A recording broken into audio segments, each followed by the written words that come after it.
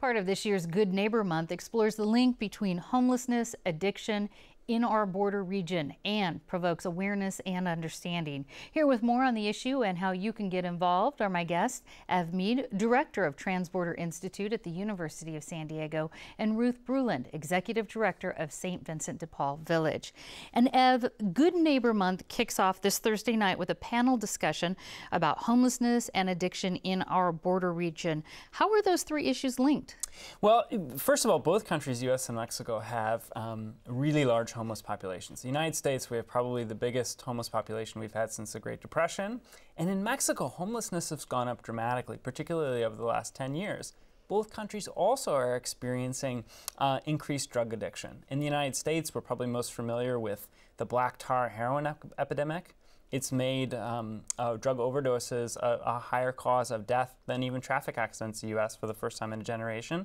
And then in Mexico, we've got all of a sudden a domestic market for drugs that didn't exist 5 or 6 years ago, and a whole bunch of problems with addiction, including homelessness. I see. Now, can you give us an idea of how many homeless people are here in San Diego and also in Tijuana? Yeah, I'll leave the San Diego question to Ruth, who's the provider here, so I don't get it wrong. But it's kind of complicated to quantify precisely, in part because we're talking about the whole region, but in part also because in Mexico, in a place where about 40% of the economy is in the informal sector, a lot of people who would count as homeless here wouldn't necessarily count there. What we do know is that relative to a couple of years ago, there are a lot more homeless in both places. And Ruth, as far as the count here, can you give us a general idea of how many people are homeless? A point-in-time count was 8,700 people, about 4,000 of those still out on the street. But the number every year who become homeless is greater than that. Now, Ruth, the homeless people who are living in this country illegally, they're not entitled to any sort of government assistance. So how does St. Vincent de Paul help those people?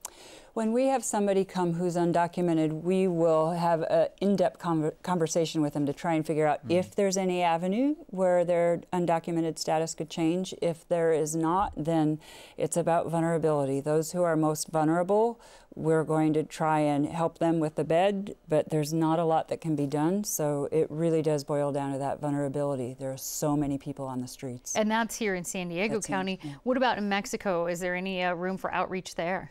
We don't do any outreach. Ev has talked about some fabulous programs that are in the Tijuana area, but St. Vincent's doesn't do any work in Tijuana. Well, Ev, speaking of Mexico, what is the U.S. immigration policy? What kind of impact is that having on homelessness along the Mexico border? It's had a dramatic impact. In fact, U.S. immigration policy is one of the biggest drivers of homelessness along the border area. About 80% of people who are deported from the United States are deported somewhere along the border, and about half of them are deported either to Tijuana or Mexicali, and it doesn't really matter where they're from in Mexico. So a lot of those people end up essentially stuck there, and they end up among the homeless population. Is there a key way that Mexico is addressing the issue, or are they just kind of trying out these other programs? You know, at the federal level, there hasn't been much of a response, but Tijuana had a very aggressive response last spring, one that on the face of it looked very progressive, but in practice, it seems to have been pretty problematic. Basically, what they did is they moved everybody out of El Bordo, the drainage canal, and about half of those people they put into drug rehabilitation programs. But if you look at those programs, most of them don't have, for example, for heroin addicts, they don't have methadone.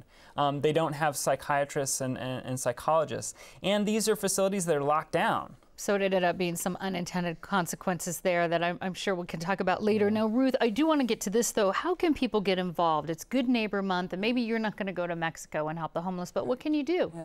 We have thousands of volunteers. For our work could not be done without volunteers. So Good Neighbor Month certainly has a lot to do with the work with the homeless population, but it's also about people recognizing that being a good neighbor to each other, considering us all to be neighbors, can make positive inroads in all sorts of issues and areas. And so there are various activities throughout the month that are on our website, and, and your website will point to that people can get involved with. Going to our thrift stores certainly raises money for our programs, but that's not the only reason we do that. We know that economically there are people that won't get nice things unless it's at at a thrift store. Unless it's there. And so that's part of our mission as well. Sure, and I know there's a cleanup day in East Village and other things. And also, though, I do want to get to the panel discussion. So let me end it here with you, Ev Mead and Ruth Brulin. Thank you so much. And I want to let folks know about this panel discussion. The Being Good Neighbors panel discussion is this Thursday night